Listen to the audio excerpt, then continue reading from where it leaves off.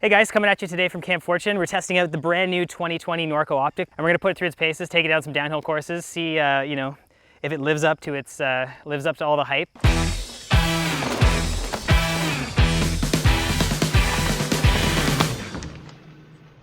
Norco has fully redesigned the optic this year, so it's got a much slacker head angle, and it's a lot burlier, so it really fits into that new category of like super slack, really burly, short travel trail bikes. Norco has teamed up with RockShox to design a custom rear shock for this bike. It's a DH tuned Super Deluxe Ultimate, and I gotta say it feels super plush. Like for the only having like 125 millimeters of travel, it's pretty wild how, I don't want to say bottomless, but it really does soak up a whole lot of the chunk.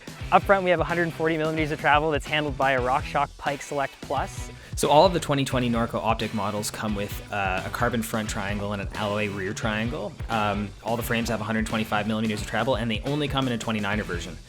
I have to say this bike is pretty well spec'd for the price. It's full JX Eagle drivetrain and comes with carbon cranks, which is pretty crazy for a bike that's sub 6,000 bucks. For the brakes, we have some Shimano BRMT 520 hydraulic brakes with 4-piston calipers. It has DT Swiss 350 hubs. The rear hub is virtually silent, which I thought was super cool. This is probably the quietest bike I've ever ridden. And lastly, we've got a set of Schwalbe tires tying everything together, Magic Mary in the front and Hans Dampf in the back. This is the Norco Optic C2. I'm 5'9" and I'm riding a size medium, and this build comes in at $54.99 Canadian. So as far as the numbers go, all the Norco Optics have a 65-degree head angle and a 76-degree seat tube angle. The chainstay length varies from size to size. The size medium that I tried had a 430 millimeter chainstay, which I thought was great.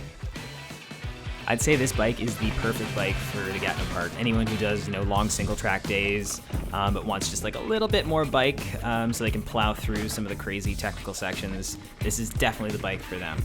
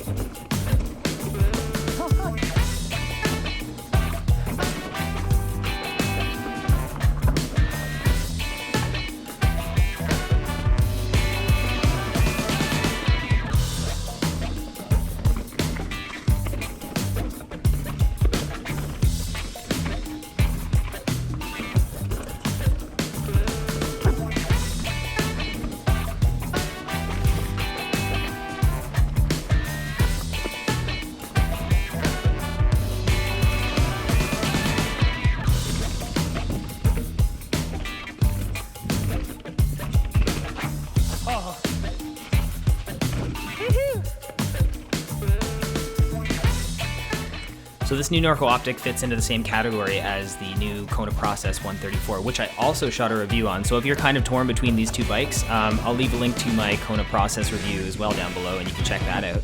I just want to say a huge thanks to Full Cycle Ottawa for hooking me up with this bike so I could film a review.